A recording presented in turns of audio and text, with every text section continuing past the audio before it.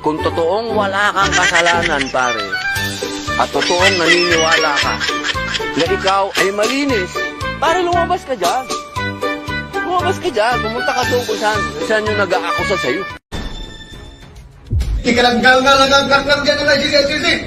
Sige! Bukahin! Eh, sumama ka ba? Mag-serve ng warrant. Sumama ka. Ikaw mismo magpuna sa akin. Ako, personal request ni Bato, nasamahan ko daw yung pag-aarestuin siya. Nandito ngayon na arestuin siya. Few moments later. Run.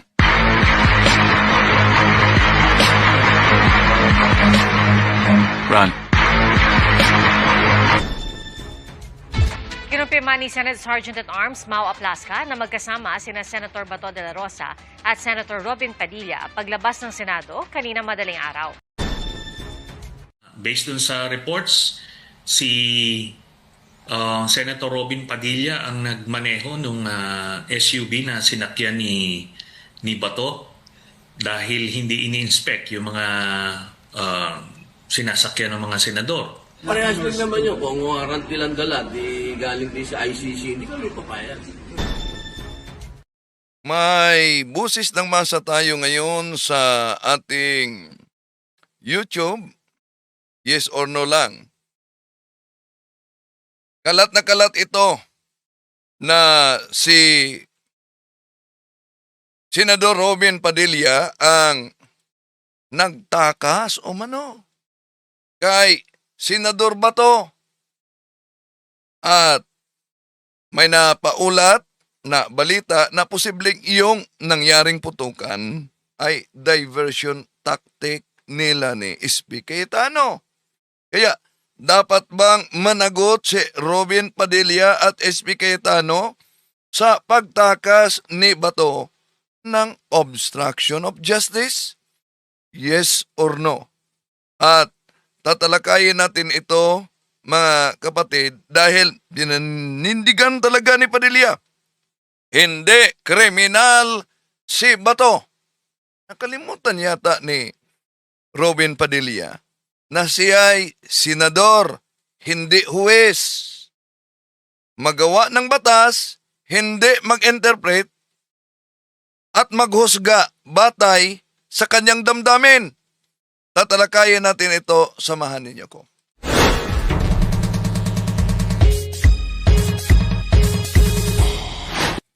Kumusta? Welcome. Ito yung lingkod, Brandel Talibong, muling makasama ninyo sa pagkakataong ito. At nanyayahan natin ang ating mga suking taga-subaybay. Huwag kalimutang pindutin ang like sa ating live.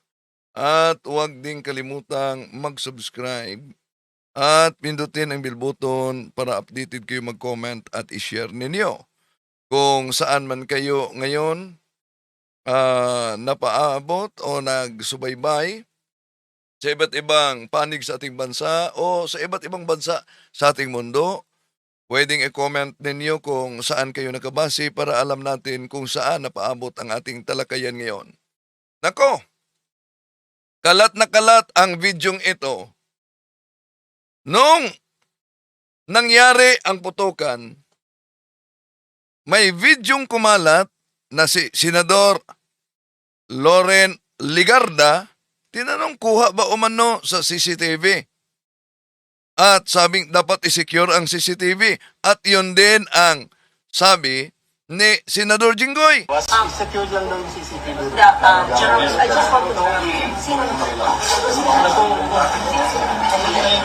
nasa loob nasa list po kasi, malapit na sila sa ano natin, sa exit natin.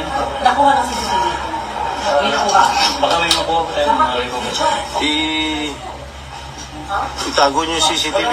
Itago niyo ang CCTV.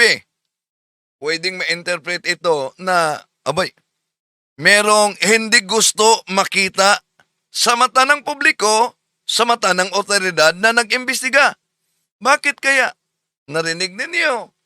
Mula kay Senador Legarda hanggang kay Senador Jinggoy, ano daw? Itago ang CCTV. Baka may makuha Itago niyo yung CCTV. Exactly. Sino nasunod? Saan? Kami po, Ano ba ang ayaw nilang madiskubre batay sa CCTV? Meron nga bang drama na naganap doon sa Senado? Kung mapansin ninyo, nakita niyo sa video, sa paunang video sa ating live ngayon, na noon hinahamon ni Senador Robin Padilla, si Trillanes, naalala ninyo? Yung pardon ni Trillanes, kinansila yon ni dating Pangulong Rodrigo Duterte. At dahil diyan, siya ay ipahuli doon sa Senado. Ngunit, ang validity sa pagkansila nito ay nadala sa Korte Suprema at ang Korte Suprema ay nagsalita. Palpak ang pagkansila ni Duterte. At dahil diyan, nakita ninyo si Senador Robin Padilla noon, sabi niya, para kay Trillanes yon, humarap ka at patunayan mong inosente ito sa kaso. Pinatunayan naman talaga ni Trillanes at nagsalita ang Korte Suprema. Pero bakit ngayon tila kabaliktaran ang kanyang ginagawa kay Senador Bato? Kapag kay Trillanes, lumabas ka at harapin ang kaso. Pero kapag kay Senador Bato, pagtatanggol at pagtatago yung solusyon. At siya pa ang napaulat na nagmaniho sakay si Senador Bato. Iisa lang ang dapat ang prinsipyo ng batas. Kung naniniwala kang inosente ang isang tao, hindi mo siya dapat itakas. Kundi dapat hayaan mo siyang haharap sa proseso para malinisan yung kanyang pangalan. Ang hostisya ay hindi dapat nakadepende kung sino ang kakampi mo, sino ang kaalyado mo, o sino ang kalaban na inaakasahan. Kaya sa ating katanungan diyan, yes or no, nangunguna dito ang yes, 81%. Dapat mong managot si Robin Padilla at SP Cayetano sa pagtakas ni Bato ng obstruction of justice. Nanguna dito ang yes, 82%, 18% no. Okay, pwede kayong mag-komento dyan, mga kapatid. Now, may interview kay Senador Robin Padilla at eto. Wala na kami magagawa. Kahit naman si Senator Bato, alam niyo. Wala na kami magagawa pagka local. Pag local na umano, wala na silang magagawa. So, kung talagang kumbinsido itong si Senador Robin Padilla at yung mga kakampi nila na walang jurisdiction ang International Criminal Court, ang tanong dito, bakit hindi nila agad dinala ito sa Korte Suprema? Nung nagtago pa si Bato, nung hindi pa inilabas itong warrant of arrest, bakit hindi nila dinala sa Korte Suprema ang usaping ito noon pa lang? Bakit inintay nila na magkaroon na inilabas na yung warrant of arrest bago sila naging maingay ngayon sa media? Ang tamang lugar, alam natin, para questionin ang jurisdiction ay yung korte. Hindi yung press conference, hindi yung ambush interview, lalo nang hindi sa pamamagitan ng Senate hearing. Bilang senador, yan talaga. Dahil proud na proud kayo, binoto ninyo. Number 1 si Senador Padilla sa pagkasenador. So, pero alam kaya niya ano ang kanyang papel? Bilang senador, itong si Senador Robin Padilla, papel niya ay gumawa ng batas. At, of course, magsilbi sa publiko. Hindi papel niya ang magiging magpasya kung valid ba o invalid ba ang international law, di ba? Ang interpretasyon ng batas ay trabaho yan ng hudikatora, hindi ng senador. Kung naniniwala sila, ulitin ko, na mali talaga ang International Criminal Court, dapat noon pa lang naghain na sila ng legal remedy sa Supreme Court para malinawan yung sambayanan kung may jurisdiction ba talaga ang ICC. At kung totoong gusto nilang pairalin ang batas sa Pilipinas, bakit tila mas naging prioridad ang pagtago kay Bato kaysa harapin ang legal na proseso? Ang isang inosenteng tao ay dumadaan sa proseso para mapatunayan ang kanyang panig. Hindi sa pamamagitan ng pagtago, hindi sa pamamagitan ng pagtakas, habang inaakusahan siya sa naturang kaso, di ba? Hindi rin sapat ang simpleng sabihing, hindi namin kinikilala ang jurisdiction ng International Criminal Court. Ang mahalagang tanong kasi dito, may umiiral bang obligasyon ang Pilipinas sa mga kasong nangyari habang miyembro pa ang ating bansa sa ICC? Kapon pinapaliwanag natin, mga kapatid, batay sa Rome Statute, na hindi nabura ang jurisdiksyon ng ICC kahit pa kung ang isang bansa ay humihiwalay nito.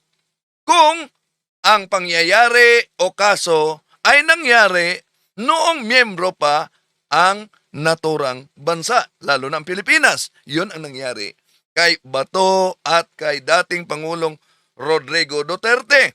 So, iyan ang legal na issue talaga na dapat, ang tanong, may umiiral bang obligasyon ang Pilipinas sa mga kasong nangyari habang miyembro pa tayo sa International Criminal Court? Yun ang legal na issue na dapat sinagot sa pamamagitan ng korte. Hindi ito masagot sa pamamagitan ng drama o pang-artista o pampolitika. Anong sabi niya? Pag ang local court o mano ang magpalabas ng warrant of arrest, hindi yung ICC, wala na silang magawa niyan. Tanggapin na Senado. Papapasukin ng authorities. Siyempre, wala na kami magagawa. Pero sir, paano pag TNT na ang nag-implement? JLG? Ganun parehas din naman yun. Kung warrant nilang dala, di galing din sa ICC, hindi kami papayag. Kayo, papayag kayo? Siguro naman, dapat din kayo maantig kung... Oh, ayan. Ang sabi dito, malinaw, di ba? Kung sinabi talaga ni Senador Robin Padilla na susunod sila kapag local court ang naglabas ng warrant of arrest kay Senador Bato. Ang tanong dito, bakit ngayon lang? Bakit ngayon lang? Kitang-kita naman na lahat na paraan para maprotektahan si Senador Bato, ginawa nila. Meron pang drama doon sa Senado na putukan. Pero, totoo bang putukan na namiligro sila under attack? Kung under attack, bakit naka-live ang mga senador? Nagla-live sila kung under attack sila. Kung under attack sila, bakit may video na nagpa-selfie pa? Kung saan may mga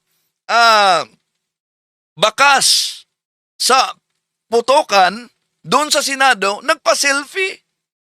Bago nawala si Senador Bato.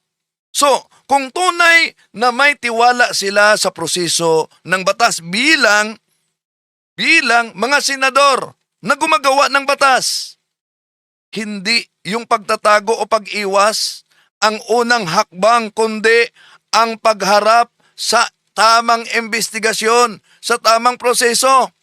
Ang tanong nito mga kapatid, paano makasiguro ang publiko na igalang nila ang magiging desisyon sa local court natin kung sa simula pa lamang ay may mga kilos at may mga pahayag ng nagpakita ng paghadlang sa proseso? Ang hustisya ay hindi lang tungkol ito sa sinasabing susunod kami, kundi makikita sa aktwal na paggalang sa batas at lalo na sa pananagutan. Kung totoong iginagalang nila ang local courts, At naniniwala silang walang jurisdiction ang International Criminal Court. Bakit hindi nila dinala ang usaping ito sa Korte Suprema para magkaroon ng malinaw na legal na desisyon? Ang Supreme Court ang tamang lugar para resolbahin ang konstitusyonal at lalo na ang jurisdictional issues. Hindi sa pamamagitan ng social media, hindi sa pamamagitan ng conference. Press conference.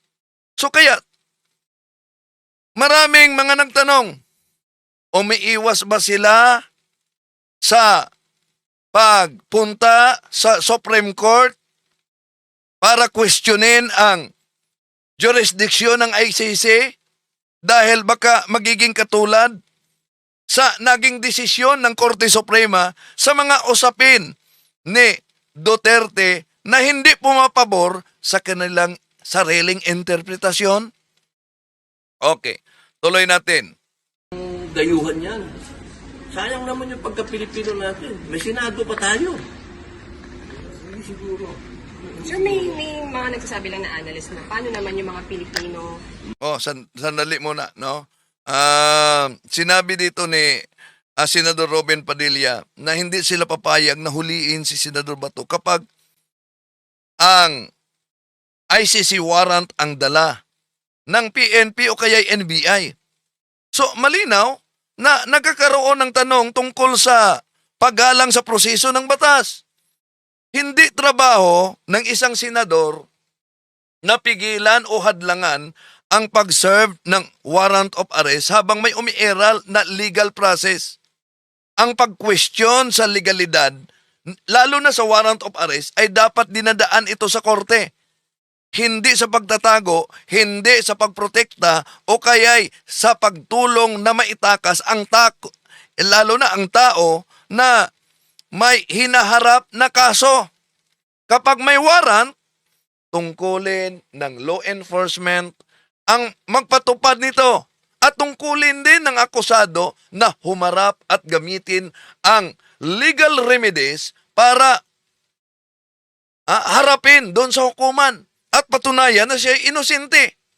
So kung totoong naniniwala sila na walang jurisdiction ang ICC, mas tamang dalhin talaga ito sa Korte Suprema kaysa harangin yung pagtupad ng warrant. So bilang senador, inaasahan na magiging halimbawa sila sa pagsunod sa rule of law, hindi sa pag-impluwensya, hindi para maiwasan ang proseso at sundin kung anuman ang kanilang sariling interpretasyon. Anong sabi ni Senador Robin? Payag ba umano kayo na ano? Sayang naman yung pagka-Pilipino natin. May Senado pa tayo. Siguro. Sir, may mga nagsasabi lang na analyst na paano naman yung mga Pilipino na napatay during the Cold War na nagsisik ng justice. Hindi pa naman napatunayan yan. So, bago dyan, na di pa napatunayan, payag ba umano kayo na may Senado pa tayo? Tama naman na may Senado pa tayo, pero ang tanong, hindi kung payag ba kayo? O kaya itong ICC ay isang hukuman ng banyaga. Diba? Kundi kung may pananagutan ba sa batas ang isang opisyal na inaakusahan lalo na sa crimes against humanity, mabigat yan. So kung talagang naniniwala silang walang jurisdiction ang ICC, bakit hindi nila ipinaubaya noon pa mang habang nagtatago si Bato? Doon sa Korte Suprema, itong usapin na ito kaysa itago nila at pigilan nila yung proseso. Hindi rin dahilan ang pagiging senador para maging ligtas sa warrant o kaya sa investigasyon. Ang Senado ay hindi ito taguan. Nakalimutan na ba niya yung panawagan niya noon? Kay Trillanes, sabi niya, kung talagang wala kang kasalanan, lumabas ka. Huwag kang magtago, harapin mo. Nakalimutan ba? At baka nakalimutan din ni Senador Robin Padilla. Anong sabi niya? Kung huhulihin si Bato, dapat umano, pati siya. Abay, baka magkatotoo yan. Bakit? Yung obstruction of justice, kung totoong sampahan sila ng kaso, posibleng mahuli sila. Ulitin natin, ang Senado, hindi ito taguan ng fugitive. Kundi isang institusyon ito na dapat magpakita ng respeto sa ano? Sa rule of law. Di ba? Oh. Okay. Anong sabi ni Senador Padilla dito? Sir, may mga nagsasabi lang na analyst na paano naman yung mga Pilipino na napatay during the drug war na nagsisik ng justice? Hindi pa naman napatunayan yan na may kinalaman si Bato. Pero may Kasi kung ako ang tatanungin niya, Sabi niya, sa kaso hindi naman napatunayan na may kinalaman si Senador Bato. Yun ang pahayag ni Senador Robin Padilla. Hindi raw na napatunayang may kinalaman. Kaya, batay dyan, hindi raw dapat hayaang hulihin si Bato dahil hindi pa man napatunayan ang aligasyon laban kay Senador Bato. Tama! Dahil sa korte lang talaga pinapatunayan kung may sala ba o kriminal ba o yung isang tao batay sa mga ebidensyang inilatag. Pero mismong pagharap sa korte ang tamang paraan para malinisan etong si Senador Bato. Lalo na sa kanyang pangalan. Lalo na kung wala talaga siyang kasalanan. Dapat hinayaan nilang harapin sa korte. Di ba? Bakit nagtago siya? Bakit takot siya? Kung noon pa man sinabi na niya, handa niyang samahan ang matanda. Ang tinutukoy niya si dating Pangulong Rodrigo Duterte. Okay, balikan natin dito si Senador Padilla, ang numero 1 idolo at number 1 sa Senado, na binoto ninyo. Tandaan natin, hindi trabaho ng isang senador na pigilan. Hindi trabaho niyang itago o tulungang makatakas ang isang kasama na may kinakaharap na kaso. Lalo na sa crimes against humanity, di ba? Ang pagdesisyon kung may sapat na ebidensya o wala ay nasa hukuman yan. Hindi kay Senador Robin Padilla o kahit sa sinong mga kaalyado nito. Kung talagang kumpiyansa silang walang pananagutan si Senador Bato, bakit hindi hayaang dumaan sa tamang proseso at harapin ang mga akusasyon sa legal na paraan? Yeah? Okay. Ano ang kanyang pahayag? tungkol sa mga ganyan, ako'y nakulong ng matagal na panahon. Kilala ko lahat ng kriminal. Okay? So yung mga ganyan na sinasabi nyo, nakagagawan ng gobyerno yan, kalokohan yan, sindikato yan.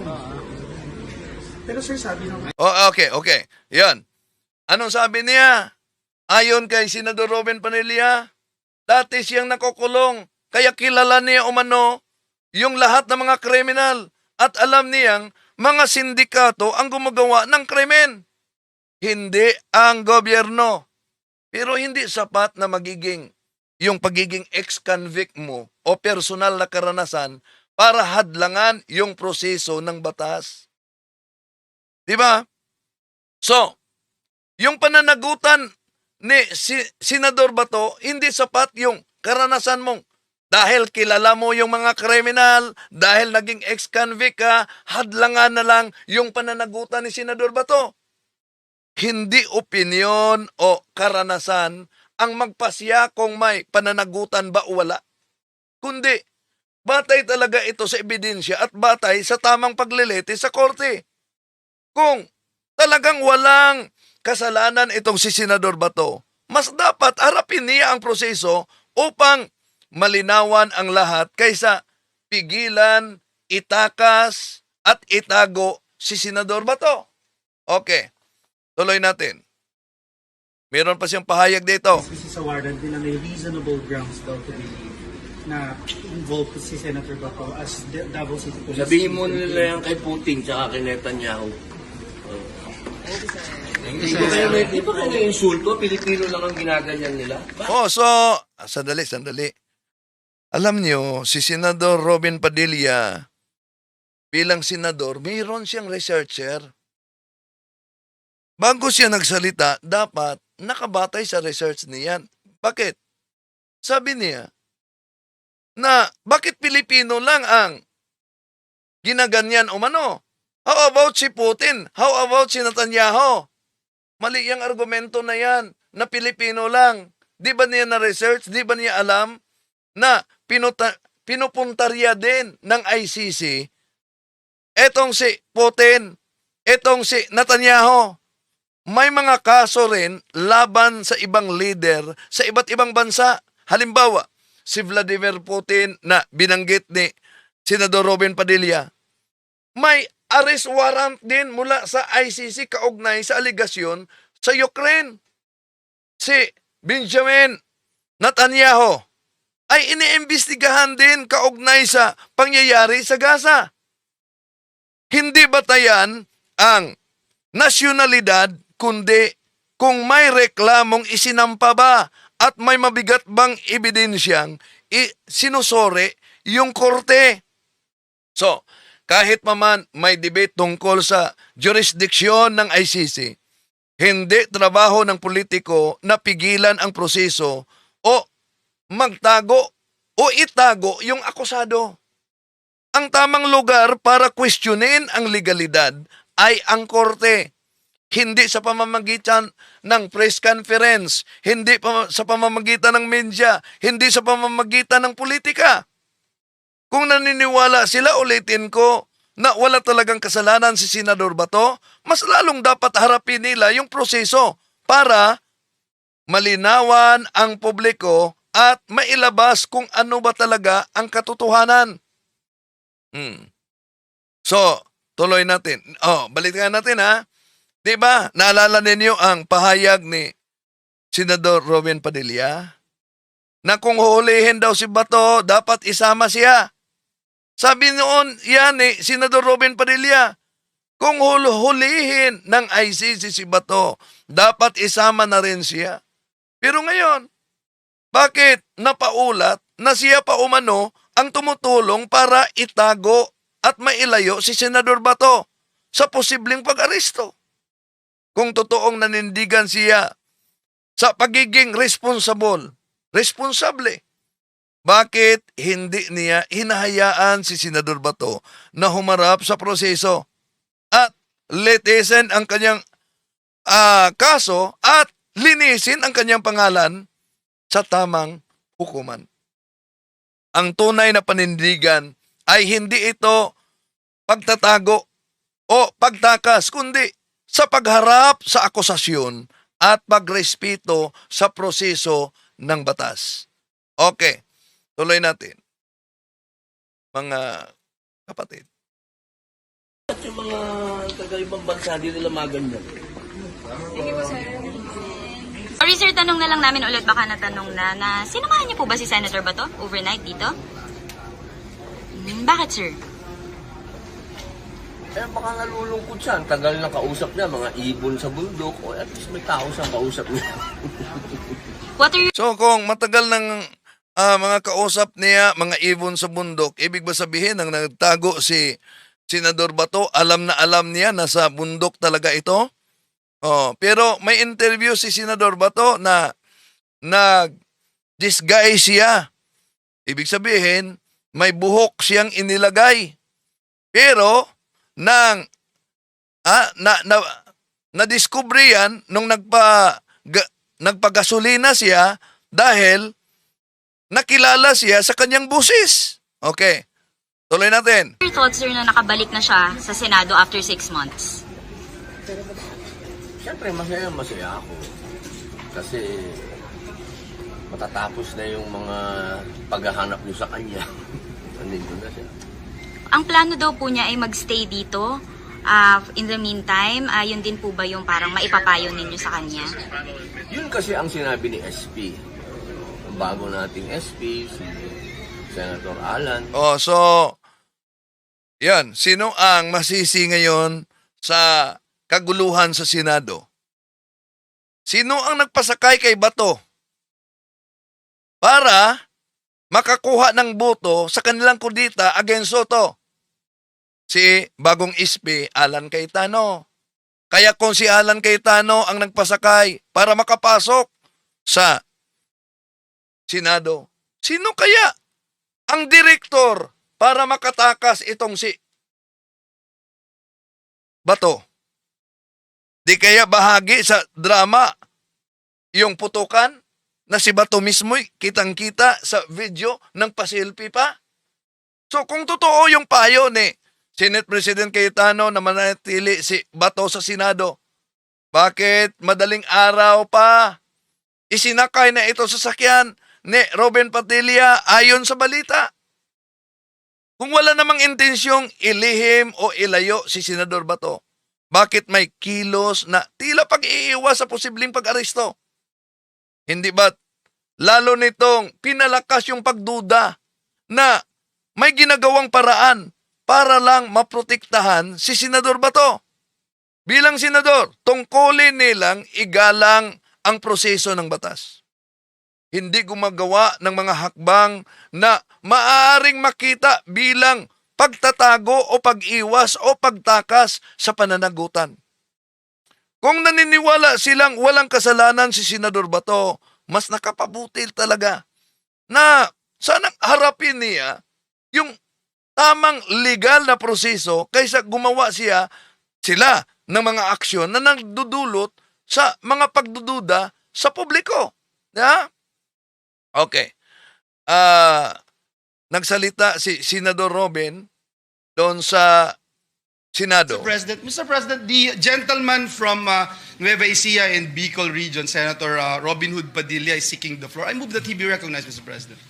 You're recognized, Brother Robin. Assalamualaikum, and thank you for coming in a very beautiful barong today. Maraming salamat po, Ginoong Pangulo. Walaikum salam. Ako po ay nandito sa inyo pong harapan. Ginoong Pangulo, ako po ay gusto ko lamang pong linawin ang ilang mga bagay patungkol Sa ating boses ng masa, dapat magmanagot si Robin Padilla at si Cayetano sa pagtakas ni Bato ng obstruction of justice. 87% yes, 13% no. Okay, mas marami ang naniniwala na dapat talaga. Tuloy natin. po sa napakarami pong lumalabas ngayon. Iba't ibang komento, iba't ibang opinyon na parang ang dating sa taong bayan ay magulo tayo dito. Yun po ay hindi magandang impresyon. Sapagkat yung pong nangyari na ang ating mahal na kasama, Senator De La Rosa, noong siya po ay lumabas dito sa atin, malinaw na po na merong warrant of arrest. So, meron talagang warrant of arrest. At kung kinikilala ninyo ang warrant of arrest, tapos di ninyo kinikilala yung jurisdiction ng ICC, noong nagtago pa, ba't di ninyo dinala ang usapin sa Korte Suprema para meron talagang legal na batayan kung kinikilala ba ang jurisdiction ng ICC? Bakit ngayon nang lumabas na ang warrant of arrest, iserve na ito, doon na kayo nag-iingay. So kung sinasabi nitong si Senador Robin Padilla na magulo daw o mano ang sitwasyon sa Senado, ito'y kumakalat na sa social media at sa publiko, bakit maraming mga pangyayari ang tila hindi tugma sa totoong emergency? Sa mga ulat, may lockdown at may mga putok na naririnig sa loob ng Senado. Pero, kasabay nito, may mga naka-live na mga senador at may mga video at may mga larawan na tila kalmado. Sa lamisa, makita natin, kumakain sila, nagtatawanan sila, at pumasok pa doon si John Vic Remulla, di ba? Na, anong sabi ni Remulla? Nandun siya not to arrest Bato, but to protect Bato daw. Ngayon, Asan si Bato? Alam ba yan ni Remulla? DILG Remulla. Okay, balikan natin. Di ba? Naka-lockdown. Pero nakita sa picture, nagtatawanan sila sa lamisa. Sa misa mismo. May mga putukan. Pero nakita natin na tingnan yung larawan. Kalmado. At may ilang personalidad, kabilang na si Senador Bato, na nakapag-selfie pa. Habang sinasabing, delikado daw ang sitwasyon nila. Under attack daw ayon kay Isbe Cayetano. At mismong NBI chief ang nagsabing, iimbestigahan nila kung ginagamit ba ang kaguluhan bilang diversion para makatakas itong si Senador Bato de la Rosa. At si Senador Robin Padilla ay tinuturing pang person of interest dahil siya umano ang huling nakitang kasama ni Senador Bato. Naku po. Kaya, natural lang na magtanong tayo. Kung totoong seryosong pag-atake ang nangyari na under attack ang Senado, bakit parang may pagkakataon na nag-selfie pa si Bato at nagtatawanan ang mga larawan sa mga senadors kasama si John Vic Remulla at malakas ng diba nakita ninyo sa kumakalat na picture at kung totoong walang itinatago, bakit mas nangingibabaw ang kilos na pinoproteksyonan nila si Senador Bato kaysa malinaw na pakipagtulungan sa proseso ng batas. Ang mas lalong napakabigat mga kapatid na pagduda ng publiko ay yung pagkasunod-sunod na pangyayari. Putukan, lockdown, tapos biglang nawala na si Bato. Oh, di ba? Ano yon? Drama? Tuloy natin. Galing sa ICC.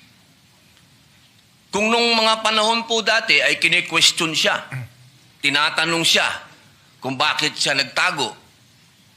Ngayon po ay wala ng question. Ako po ay nagsasalita bilang isang artista. Sapagkat ginawa... siya daw nagsalita bilang artista. So, ayon kay Senador Robin Padilla, noong nagtago si Senador Bato at paglabas ni Senador Bato sa Senado, malinaw na may warrant of arrest mula sa ICC. Pero kung talagang naniniwala silang walang jurisdiction, ulitin ko ang ICC, dito sa Pilipinas, bakit hindi nila agad ito kine-question sa Supreme Court noong una pa lang, bago pa ito nangyari? Diba? Bakit hindi sila naghain ng legal na aksyon para tigilan o linawin ang usapin sa warrant of arrest ni Senador Bato sa pamamagitan ng hukuman? Dahil alam nila na pag lulabas ito, wala silang karapatang mag-interpret. Ang dapat nila ipatupad kung ano yung natanggap nila na warrant of arrest. Kung sigurado silang mali ang ICC. Diba? Dapat batas at korte ang kanilang sandigan. Hindi yung pagtatago. Hindi yung pag-iingay sa media o harangan ang implementasyon ng warrant of arrest. Titin ko ang tunay na pagrespeto sa ating soberanya at lalo na sa judicial system, dumadaan ito sa legal na proseso, hindi sa pamamagitan ng drama, hindi sa political narrative kapag may lumabas na warrant of arrest. Okay. Nagsalita daw umano. Ano yon? Nagsalita siya bilang artista. Sandali, balik natin. Question. Ako po ay nagsasalita bilang bilang isang artista. Sapagkat ginawa ko na po ang mga buhay ng mga magagaling na tao. Katulad po, nung ginawa ko ang buhay ni Senator Lacson, yung 10,000 hours, pati po yung kanyang pagtatago, yun po ay sa kadahilan ng may prinsipyo siyang pinaglalaban. At ganoon din po, nung ginawa ko ang buhay ni Senator Bato de la Rosa, may pinaglalaban na prinsipyo itong taong ito. Hindi siya kriminal. Okay. So, yun, na rinig ninyo si Senador Robin Padilla. Nagsalita siya bilang artista. At bilang artista, hindi papel ng artista na magdesisyon. Kriminal ba o hindi? Papel yan ng korte. Papel yan ng hukom. Papel yan ng huwis. At sabi pa niya, nagawa daw umano siya ng pelikula. Yung buhay ni Lacson, yung buhay ni Bato, dahil may prinsipyo daw umano silang pinaglalaban. Pero ang kaso ni Senador Bato ay hindi ito pelikula at hindi rin ito usapin ng pagiging artista. Ang totoong tanong dito ay may pananagutan ba siya sa ilalim ng batas at dapat harapin niya. Sa pelikula, pwedeng gawing bayani ang isang karakter. Depende sa script. Di ba yan, Senador Robin Padilla?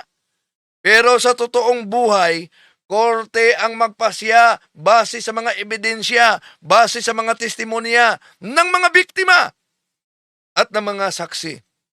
Hindi sapat ang pagiging kaibigan, paghanga o paghanap sa pelikula para sabihing tama agad ang isang tao at hadlangan yung proseso ng hustisya.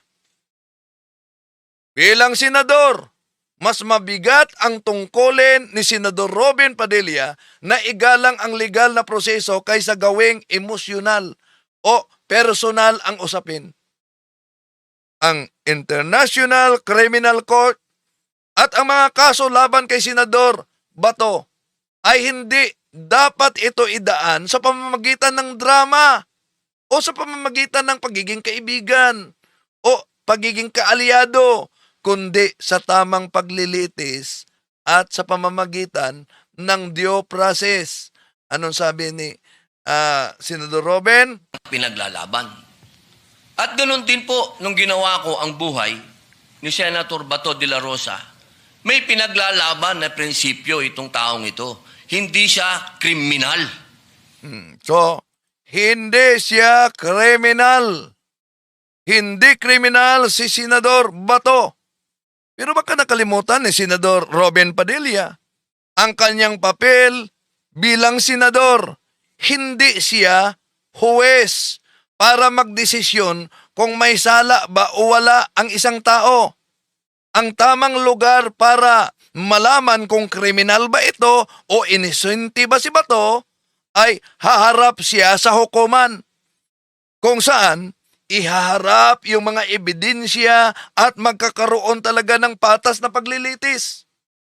Kung totoong naniniwala silang walang kasalanan si Senador Bato, bakit hindi hayaan ang prosesong lalo na gugulong ay yung proseso sa batas na magpatunay na walang kasalanan siya kaysa hadlangan, itago, at ieskapo sa kanyang kaso. Di ba? Ano sa palagay ninyo? Okay. Tuloy natin. Ang napakapangit po na impresyon na binibigay, parang tayo dito sa Senado ay nagtatago tayo ng kriminal. Wala pa pong kriminal dito. Okay. Yon. Ang napakapangit daw na impresyon, nagtatago sila ng kriminal. Wala pang kriminal umano. Doon. Ayon kay Senador Robin Padilla. Kaya pangit daw ang impresyon na ang Senado ay parang nagtatago ng kriminal dahil wala pa namang napatunayang krimen doon. Pero ang tanong, ano ang tawag sa isang tao na may warrant of arrest at sadyang itinago upang hindi maaresto. Hindi ba tinatawag itong fugitive o taong umiiwas sa batas?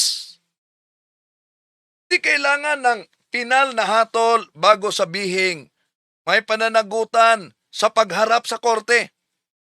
Ang warrant of arrest ay inilabas dahil sa kasong dapat harapin at may legal na proseso na kinakailangang sundin talaga. Lalo na mabigat ang kaso. Ano yung kaso? Crimes against humanity. So kapag may mga taong tumutulong para maitago o mailayo ang isang fugitive sa pag-aresto, natural lang na magkakaroon talaga ng impresyon ang publiko at may pinoprotektahan at iniiwas sa hustisya. Ito ba'y hindi obstruction of justice? So, ang tunay na paraan para mapatunayang inosente ang isang tao, lalo na si Senador Bato, ay hindi sa pamamagitan ng pagtago, kundi sa pagharap sa hukuman at pagsagot sa mga akusasyon laban sa kanya. Okay. Tuloy natin si Senador Padilla dito. May pinaglalaban na prinsipyo itong taong ito. Hindi siya kriminal. Ang napakapangit po na impresyon na binibigay, parang tayo dito sa Senado ay nagtatago tayo ng kriminal. Wala pa pong kriminal dito. Wala pa pong napapatunayan dito. Yan ang sabi ni Senador Bato, Senador Robin Padilla. So, bilang senador, etong si Senador Robin Padilla, dapat alam niya. Una, na ang pagiging fugitive ay hindi simpleng usaping opinion lamang. Ang fugitive ay isang taong umiiwas o nagtatago upang hindi haharap sa warrant of arrest o sa proseso ng batas. Hindi ba? Totoo. Hindi pa napatunayan siyang guilty. Dahil kailangan patunayan pa siya ng guilty beyond reasonable doubt. Kaya, kailangan harapin niya ang kaso. So malinaw na ang pag-iwas sa legal na proseso ay nagiging fugitive ang naturang tao. Kung may taong tumutulong naman para itago, ilipat, itakas ang isang fugitive o hadlangan ang pag-aresto ng isang fugitive, maaari ditong papasok yung usapin ng obstruction of justice. At oo, ang obstruction of justice ay isang uri ng krimen ilalim sa batas dahil ito ay pagharang o pakikialam sa maayos na pagpatupad sa hustisya at sa batas. Kung ang tanong dito, mga kapatid, ang tanong dito, bilang isang senador, tama bang gamitin ang posisyon para pigilan o hadlangan ang pagpatupad ng warrant of arrest? Sa halip na hayaan ang korte at due process ang magpasya. Hindi trabaho ng isang senador ang magkuble o mag-interpret ng batas. Diba? Kundi, dapat tumulong na ipatupad ang batas, ipatupad ang warrant of arrest. Ang papel ng hukuman ay dinggin ang ebidensya, hindi ng mga kaalyado sa politika. Kaya, kung si Senador Robin Padilla nagsabi noon, Kung totoong wala kang kasalanan, pare, at totoong naniniwala ka na ikaw ay malinis, pare, lumabas ka dyan. Lumabas ka dyan. Pumunta ka doon kung saan yung nag-aakusa sa'yo. So, di ba? Nakalimutan na ba ito ni Senador Robin Padilla? Baka naka-amnesia. Ano sa palagay ninyo? Maraming salamat. Hanggang sa muli, itong inyong lingkod. I